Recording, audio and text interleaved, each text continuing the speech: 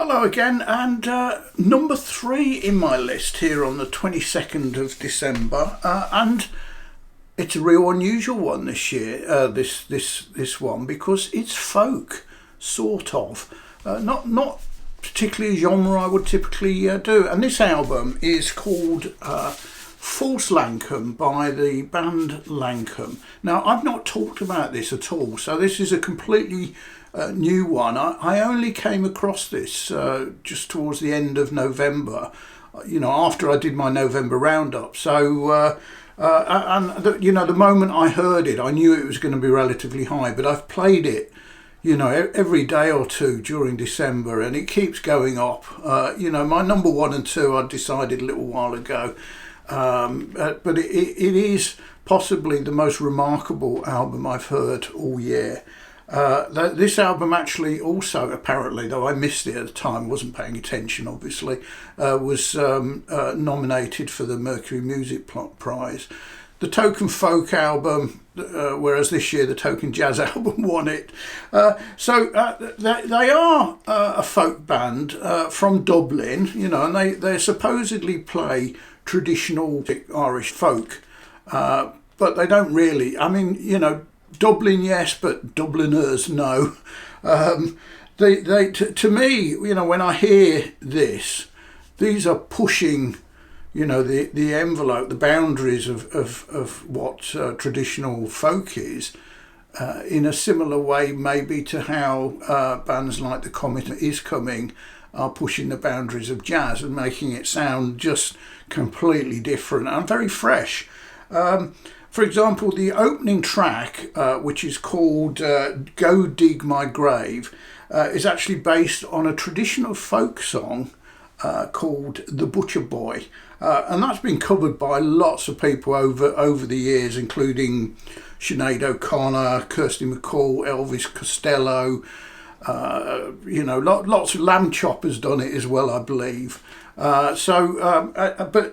This is like nothing I've heard before. I'm going to read a bit out from a review, a Pitchfork review I said, because this sort of gives you a feel for it. They said, the Dublin group renders this classic folk song of love and death as a gaping wound that aches across the generations. Raddy Peake's vocals are unnerving and cutting. She sounds decades older than she is, an aged woman recalling a seismic trauma. Disembodied notes bend and bleed around her until the song lurches into a foreboding outro straight out of a horror movie. And that really sums it up quite well.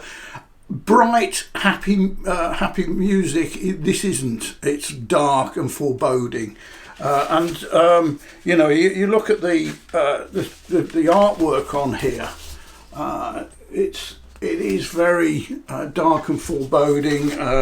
Sleeve art, and there's a theme here. People lost at sea, right the way through. It's a double. There are moments. Now my wife comes from an Irish family, and they all call traditional Irish folk music diddly. Whether it's on, it's a diddly. And there are just the odd occasion where they lapse into a moment of what we might call at home diddly music, but very quickly they move on, and it's back to some dark and foreboding place. The last track is called The Turn, and this apparently is about it's another sea issue, and the ship sails off into the distance. And it's the longest track on the album, 30, and it's a proper double, 13 minutes, and it ends in a sort of drone that goes into a repeat loop at the end. So like a stuck record, it doesn't actually go out into the run out. It's just an amazing album, it truly is. It just draws you in and captures you, it's. They're a quartet. They've been around about 20 years apparently, mostly just touring the Dublin pub and club scene. This is their 4th album, I gather, but it's the first one to really get critical acclaim. It's appearing on lots and lots of the top, you know, the lists that are being issued at the moment are the top albums of 2023.